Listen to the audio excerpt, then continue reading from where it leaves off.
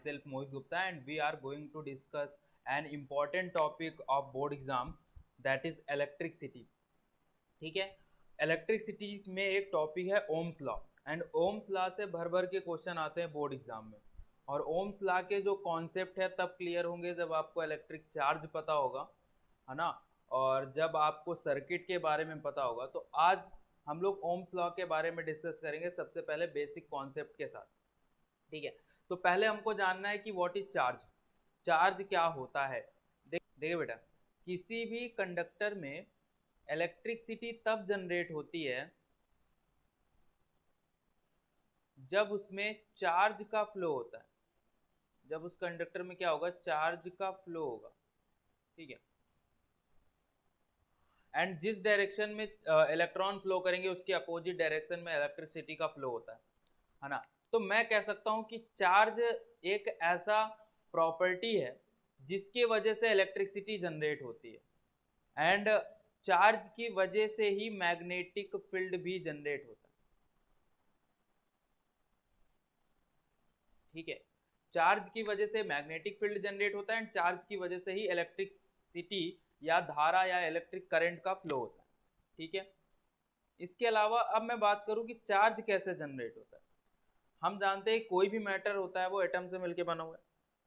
ठीक है, और एटम में अंदर पॉजिटिव चार्ज है, that is the proton, and बाहर उसका इलेक्ट्रॉन फ्लो कर रहा है। एंड मैं ये कहता हूँ कि ये दूसरा एटम है और दोनों के एक दूसरे के कांटेक्ट में लाया गया एंड उसमें फ्रिक्शन वगैरह, मतलब उसमें कॉलिजन वगैरह कराई गई।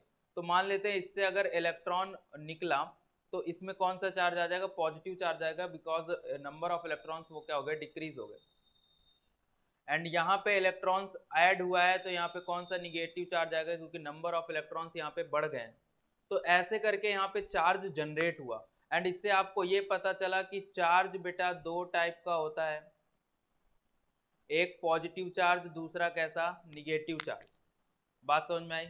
और आप ये देखिएगा कि यहाँ पे इलेक्ट्रॉन्स के शेयरिंग से, या फिर शेयरिंग नहीं बोलेंगे, इलेक्ट्रॉन्स के डोनेट होने से, ठीक है, इलेक्ट्रॉन्स के फ्लो होने से, इलेक्ट्रॉन के मूवमेंट से चार्ज जनरेट हुआ है। और जब चार्ज जनरेट हुआ तब जाके इलेक्ट्रिसिटी जनरेट होगी, मैग्नेटिक फील्ड जनरेट होगा। ठीक है, तो चार्ज क्या होता है, it is a property associated with matter. Matter से एसोसिएटेड एक ऐसी प्रॉपर्टी है due to which it produces, जो प्रोड्यूस करता है और क्या करता है, एक्सपीरियंस करता है क्या, electric and magnetic field. And charge दो तरीके का होता है बेटा, positive charge and negative charge. Coulomb's एक साइंटिस्ट थे जिन्होंने सबसे पहले चार्ज के बारे में बताया, किसी भी दो यूनिट चार्ज में कितना फोर्स ऑफ अट्रैक्शन या कितना फोर्स ऑफ रिपल्सन लगेगा वो उन्होंने बताया। एंड कुलॉम्स के नाम पर ही उन्होंने चार्ज की यूनिट दी। चार्ज की एसआई यूनिट क्या होती है बेटा, कुलॉम। ठीक है, चार्ज की एसआई यूनिट क्या होती है, कुलॉम। अब कुछ प्रॉपर्टीज हैं एसोसिएटेड टू चार्ज। सबसे पहली अगर मैं प्रॉपर्टी बोलूं, that is conservation of charge.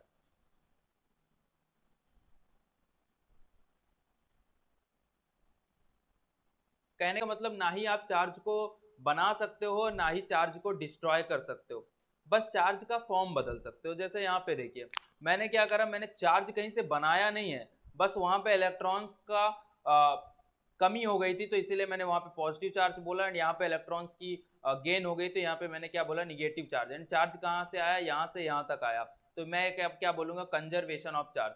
अगर नहीं समझ में आया तो यहाँ से मेरी बात समझिए।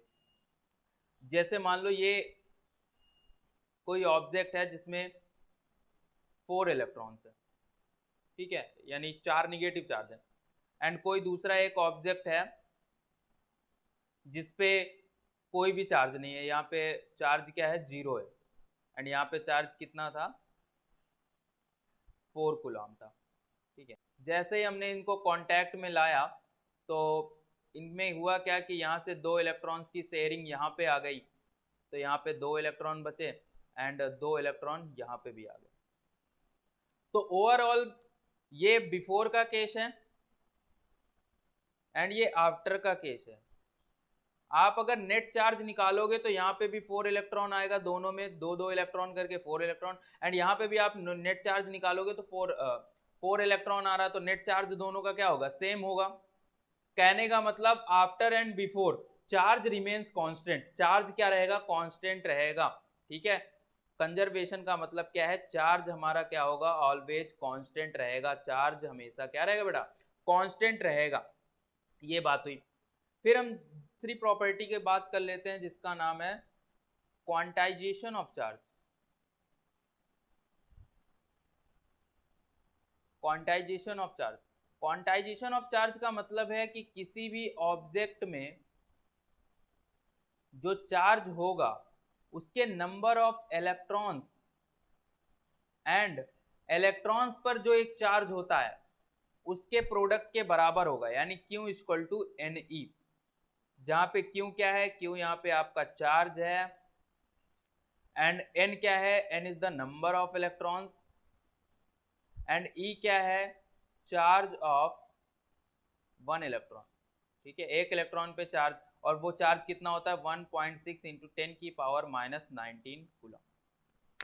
कहने का मतलब इससे आप क्या कर सकते हो, किसी भी, मान लीजिए मैं कहता हूं ये मेरे पास ऑब्जेक्ट था एंड इसमें नंबर ऑफ इलेक्ट्रॉन्स 50 है, नंबर ऑफ इलेक्ट्रॉन्स कितने हैं 50 है, एंड और हमको कैलकुलेट करना है कि इस ऑब्जेक्ट में या इस कंडक्टर में टोटल चार्ज कितना होगा। तो क्या आप इसको कैलकुलेट कर सकते हैं, हाँ हम कैलकुलेट कर सकते हैं, बट कैसे कैलकुलेट करेंगे, according to quantization of charge we know that Q equal to NE, so Q and N कितने दिए हुए, यहाँ पे 50 दिया हुआ है, एंड E कितना दिया है 1.6 इंटू 10 की पावर माइनस 19, ठीक है। जब आप इसको कैलकुलेट करोगे तो यहाँ पे आ जाएगा 8 इंटू 10 की पावर, है ना, माइनस का 18 कूलम, तो this will be your charge, ठीक है। आप ऐसे करके कैलकुलेट कर लेंगे, और बोर्ड एग्जाम में ऐसे क्वेश्चन आते हैं क्वांटाइजेशन के ऊपर, तो इसको आपको अच्छे से ध्यान देना है यहाँ पे। नेक्स्ट मैंने आपके लिए एक न्यूमेरिकल दे रखा है जो कि इंपॉर्टेंट है, ठीक है, तो ये आगे भी काम लगेगा। Calculate the number of electrons to have total negative charge of 1 coulomb, ठीक है। एक किसी कंडक्टर में 1 कूलम निगेटिव चार्ज है, तो उसमें नंबर ऑफ इलेक्ट्रॉन्स कितने फ्लो हो रहे होंगे वो आपको निकालना है, ठीक है। आप इस वीडियो को पॉज करिए, खुद से करिए, सेम फॉर्मूला क्वांटाइजेशन का लगना है, मैं इसको सॉल्व करता हूँ, ठीक है। तो आप क्या करोगे, फिर से फॉर्मूला लगाओगे Q इक्वल टू NE। देखिए ये तो डायरेक्ट मैं लगाने लग गया, बट आप एग्जाम में आएगा तो आप कैसे करोगे, पहले आप लिखोगे सोल्यूशन, ठीक है, फिर आपका वही रूल, जब न्यूमेरिकल सॉल्व करते हो तो सबसे पहले क्या क्या गिवन है, तो गिवन इसमें क्या क्या है, we know that Q equal to 1 coulomb, ठीक है, एंड हम इलेक्ट्रॉन पर चार्ज जानते हैं कितना होता है 1.6 इंटू 10 की power minus 19 coulomb, and we have to calculate N, then according to quantization Q equal to NE, so Q हमारा 1 कूलम है एंड N हमको निकालना है, एंड E इज 1.6 इंटू 10 की power minus 19, so N equal to कितना हो जाएगा 1/1.6 into 10 की पावर माइनस 19, एंड जब इसको आप कैलकुलेट करेंगे तो your will be the answer is 6.25 into 10 की power 18, this is your answer, है ना। मे बी आपने भी किया होगा तो इतना ही आंसर आ रहा होगा, 6.25 इंटू 10 की पावर 18, ठीक है, इलेक्ट्रॉन्स इतना नंबर है, ठीक है। तो इसको आप अच्छे से सॉल्व करिएगा और इनकी प्रैक्टिस करिएगा, आगे आपको डिस्कस कराऊंगा मैं इसको जब हम कूलॉम्स लॉ पे बात करेंगे इलेक्ट्रिसिटी पे। तो प्रॉपर्टीज ऑफ चार्ज में आप लोगों ने क्या क्या पढ़ लिया, क्वांटाइजेशन आपने देख लिया, इनवेरिएंस ऑफ स्पीड अभी हम डिस्कस करेंगे, कंजर्वेशन ऑफ चार्ज आपने डिस्कस कर लिया कि the total charge is remains constant. और एक चीज आप देखिए यहाँ पे, this is your first, this is your second, third देखिए कि आप जानते हैं कि जब भी पॉजिटिव पॉजिटिव चार्ज को पास में लाएंगे तो वो एक दूसरे को क्या करेंगे, रिपल करेंगे, because of same charge, same चीजें एक दूसरे को क्या करती है, रिपेल करती हैं, ठीक है। और माइनस माइनस चार्ज होगा तो वो भी एक दूसरे को क्या करेगा, रिपल करेगा, बट सेम चार्ज ना हो यानी प्लस माइनस हो तो वो एक दूसरे को क्या करते हैं, अट्रैक्ट करते हैं। ठीक है, यू नो दैट, सब जानते हैं कि प्लस प्लस एक दूसरे को क्या करता है, रिपल करता है, माइनस माइनस एक दूसरे को रिपल करते हैं, प्लस माइनस एक दूसरे को अट्रैक्ट करते हैं। ठीक है, फिर हम फोर्थ बात करते हैं invariance of speed. Invariance of speed का मतलब है, मान लीजिए थर्ड बात कर लेते हैं यहाँ पे, इनवेरिएंस ऑफ स्पीड। मैं आपसे बात करता हूं कि मान लीजिए यहाँ पे दो चार्ज हैं, दो ऑब्जेक्ट हैं आपके पास ए एंड बी, एंड यहाँ पे भी नंबर ऑफ इलेक्ट्रॉन्स 50 हैं एंड यहाँ पे भी नंबर ऑफ इलेक्ट्रॉन्स 50 हैं, और मैं कह दूं कि यहाँ के इलेक्ट्रॉन की फ्लो की स्पीड ज़्यादा है, यहाँ पे इलेक्ट्रॉन बहुत ज़्यादा फ्लो कर रहे हैं, स्पीड से फ्लो कर रहे हैं, एंड यहाँ पे स्पीड बहुत ज़्यादा कम है, तो उनके चार्ज पे कुछ फर्क पड़ेगा क्या, उन चार्ज पे फर्क पड़ेगा क्या? मैं फिर से मेरी बात समझिए कि एक ऑब्जेक्ट है ए एंड वहाँ पे नंबर ऑफ इलेक्ट्रॉन्स 50 हैं, एंड दूसरा ऑब्जेक्ट है बी जिसपे नंबर ऑफ इलेक्ट्रॉन्स भी 50 हैं, बट ए वाले में स्पीड इलेक्ट्रॉन्स की ज़्यादा है एंड बी वाले में कम है, तो दोनों पे चार्ज पे कुछ इफेक्ट पड़ेगा क्या? नहीं, दोनों का चार्ज सेम होगा, बिकॉज आप जानते हैं क्वांटाइजेशन के according Q equal to n ही लगाओगे, तो यहाँ पे भी आंसर आएगा जो हमने यहाँ पे लगाया है 8 इंटू 10 की power minus 18 coulomb, and same answer यहाँ पे बी वाले के लिए भी आने वाला है। तो कहने का मतलब जो चार्ज होता है वो कभी भी इलेक्ट्रॉन की स्पीड पे डिपेंड नहीं करता, charge of body remains independent of its speed. Are you getting my point? ठीक है, अगर ये बात समझ में आ गई है तो एक कॉन्सेप्ट और समझिए। मैं अगर कहता हूं कि मान लीजिए ये एक चार्ज है, बड़ा चार्ज है, एंड उसके पास छोटे छोटे कुछ चार्ज और आ जाते हैं, मान लेते हैं Q1 Q2 एंड Q3, ये ऐसे छोटे छोटे चार्ज उसके एरिया में और आ जाते हैं। एक चार्ज का अपना एरिया होता है, अपना एक फील्ड होता है जिसको हम लोग इलेक्ट्रिक फील्ड बोलते हैं, तो उसके इलेक्ट्रिक फील्ड में, उसके चार्ज वाले फील्ड में कुछ छोटे छोटे चार्ज आ जाते हैं, तो यहाँ पे नेट चार्ज कितना लगने वाला है इस क्यू में, वो क्या होगा, Q equal to Q1 plus Q2 plus Q3। इसको याद रखिएगा, हम लोग न्यूमेरिकल पे इसको यूज करने वाले हैं। ठीक है, तो जो यहाँ पे ये देखिए मैंने क्या लगा, यहाँ पे कैपिटल Q है, Q1 Q2 प्लस Q3, में भी नहीं दिख रहा होगा, मेरे पीछे हाइड हो रहा होगा ये, तो मैंने वो कॉन्सेप्ट यहीं पे बता दिया, वो आप याद रखिएगा। ये फिफ्थ आपका प्रॉपर्टी है। प्रॉपर्टी पढ़ने के बाद हम लोग डायरेक्ट आ जाते हैं इलेक्ट्रिक करंट में। अब इलेक्ट्रिक करंट क्या होता है, यहां पे देखिए मैं कहता हूं कि ये हमारे पास कंडक्टर है,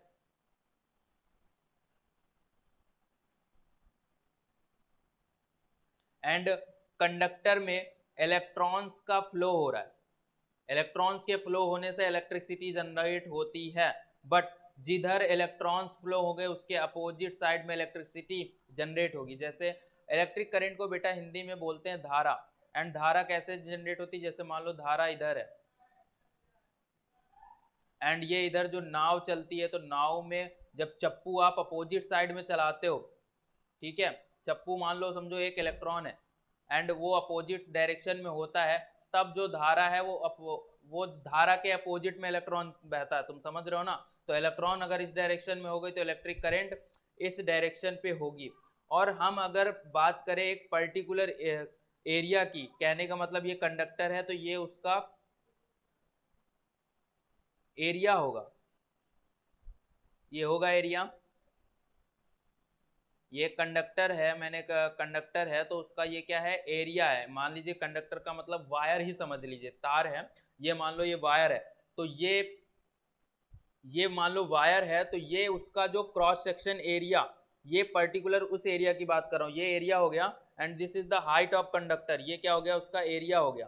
ठीक है, तो इस जगह पे इलेक्ट्रॉन्स को क्या हो रहा है बेटा, फ्लो हो रहा है, तो इलेक्ट्रॉन्स फ्लो होगा तो इलेक्ट्रिसिटी कहाँ पे जाएगी, आई उधर फ्लो होगी। ठीक है, तो मैं कहता हूँ कि इस किसी पर्टिकुलर एरिया से यूनिट टाइम में, यूनिट टाइम का मतलब पर सेकेंड, यूनिट टाइम मतलब पर सेकेंड, जितने भी चार्ज फ्लो होगा, जितना भी चार्ज फ्लो होगा उसी को मैं क्या बोलूँगा, इलेक्ट्रिसिटी या इलेक्ट्रिक करंट। तो charge flowing through a particular area in unit time, है ना, यूनिट टाइम में किसी पर्टिकुलर एरिया से जितना चार्ज, यूनिट टाइम में किसी पर्टिकुलर एरिया से जितना चार्ज फ्लो होता है उसी को हम लोग क्या बोलते हैं, इलेक्ट्रिक करंट बोलते हैं। यूनिट टाइम यानी पर सेकंड जितना भी चार्ज फ्लो हो रहा है किसी पर्टिकुलर एरिया से उसको हम लोग क्या बोलते हैं, इलेक्ट्रिक करंट बोलते हैं। तो इसका फॉर्मूला क्या निकला, इसका फॉर्मूला निकला I equal to Q upon T. Q यहाँ पे चार्ज है, टी यानी टाइम। तो यानी टाइम को अगर हम 1 सेकेंड बोल दे तो पर सेकेंड जितना चार्ज फ्लो हो रहा है, टाइम को अगर मैंने क्या कर दिया 1 सेकेंड, एंड तो I इक्वल टू क्या हो जाएगा, क्यू। तो I इक्वल टू क्यू, तो मतलब पर सेकेंड जितना भी चार्ज फ्लो हो रहा है that is your electric current. अब अगर मैं इसका यूनिट देखा जाए तो क्यू का यूनिट कूलाम एंड टाइम का यूनिट सेकेंड। तो कूलाम पर सेकेंड इसकी एसआई यूनिट होती है, या फिर इसको क्या बोलते हैं हम लोग, एम्पियर बोलते हैं, या फिर हम इसको क्या बोलते हैं, एम्पियर। और अभी हम लोगों ने क्वेश्चन डिस्कस करा है कि calculate the number of electrons to have a total negative charge of 1 coulomb. मैं कहता हूं कि किसी कंडक्टर में कूलाम 1 कूलाम चार्ज हो तो उसमें कितने इलेक्ट्रॉन्स फ्लो होंगे। वही यहाँ पे मैंने बात लिखी है कि इफ 1 कूलाम या फिर 1 एम्पियर, 1 कूलाम चार्ज या फिर 1 कूलाम एम्पियर, एक सेकंड, अगर मैं क्या कर रहा हूं कि 1 कूलाम चार्ज हो या फिर 1 एम्पियर करंट फ्लो हो रहा है किसी कंडक्टर से, देन कितने इलेक्ट्रॉन्स पर सेकंड फ्लो होंगे, 6.25 इंटू 10 की पावर 18 इलेक्ट्रॉन पर सेकंड फ्लो होंगे। हमने ये कैलकुलेट करके निकाला है, ठीक है। किसी भी कंडक्टर में अगर 1 कूलाम या फिर 1 एम्पियर, 1 कूलाम चार्ज हो या फिर 1 एम्पियर इलेक्ट्रिक करंट हो तो उसमें कितने इलेक्ट्रॉन पर सेकंड फ्लो हो रहे हैं, 6.25 इंटू 10 की पावर 18 इलेक्ट्रॉन्स, जो कि हमने क्वांटाइजेशन से निकाला है। और एक चीज़ और याद रखिएगा, ये जितने भी इंपॉर्टेंट टॉपिक्स हैं मैं केवल वही डिस्कस कर रहा हूँ। और इंपॉर्टेंट टॉपिक्स डिस्कस करने का मतलब ये नहीं कि मैं बहुत सारी चीज़ें छोड़ रहा हूँ, मैं सारी चीज़ें कलेक्ट कर रहा हूँ बट शॉर्ट फॉर्म में। एंड अमीटर, बेटा अमीटर से क्वेश्चन आता है। अमीटर क्या होता है, अमीटर इलेक्ट्रिक करंट को मेजर करता है। घरों में अमीटर लगा होता है जो इलेक्ट्रिक करंट कितना एम्पियर आ रहा है वो शो करता है, ठीक है। तो इलेक्ट्रिक करंट को ऐसा एक मशीन होता है एंड वो मेजर करके बताता है, उसमें ये जो पिन होता है वो मेजर करके बताता है यानी इलेक्ट्रिक करंट कितना एम्पियर फ्लो हो रहा है। और ये जो अमीटर होता है ना, इसको हमेशा आप कैसे लगाओगे, सीरीज में अरेंज करोगे, है ना। अगर आप सीरीज नहीं जानते हो तो आगे की क्लास में हम सीरीज एंड पैरेलल डिस्कस करने वाले। सीरीज यानी एक क्रम में, ये वायर है, फिर मैं इसी वायर को ऐसे 2-3, एक सेकंड, जैसे ये मान लो 2 वायर हैं एंड दोनों वायर को मैं अगर ऐसे जोड़ रहा हूँ तो मतलब ये सीरीज कॉम्बिनेशन है। और अगर दोनों वायर को मैं ऐसे जोड़ रहा हूँ तो पैरेलल। तो अगर आप एम्पियर को सॉरी एमीटर को कैसे जोड़ोगे, आप सीरीज में जोड़ोगे, ठीक है ना। आइडियल अमीटर का जीरो रेजिस्टेंस होता है। आइडियल अमीटर में क्या होता है, रेजिस्टेंस क्या होता है, जीरो होता है। अब रेजिस्टेंस क्या होता है बेटा, जैसे धारा होती है ना तो धारा के बहाव को रोका जाता है, तो वैसे ही इलेक्ट्रिक करंट को जो रोकता है उसी को क्या बोलते हैं हम लोग, रेजिस्टेंस बोलते हैं। उसको क्या बोलते हैं हम लोग, रेजिस्टेंस। और अमीटर में रेजिस्टेंस क्या होता है बेटा, जीरो होता है। रेजिस्टेंस के बारे में हम आगे बिल्कुल डिटेल से डिस्कस करने वाले। तो आज ये पार्ट 1 है वीडियो का। अगले पार्ट में हम लोग इसको पूरा डिटेल से ओम्स लॉ, ठीक है, तो ये पार्ट 1 है वीडियो का। अगले पार्ट में हम लोग इलेक्ट्रिक पोटेंशियल और ओम्स लॉ डिस्कस करने वाले हैं, उसको ध्यान से देखिएगा, ठीक है। ये पढ़ाना ज़रूरी था। आगे आपको इलेक्ट्रिक पोटेंशियल पढ़ाएंगे तो वो देखना बहुत ज़्यादा ज़रूरी है, वो आप नेक्स्ट क्लास में देखिएगा।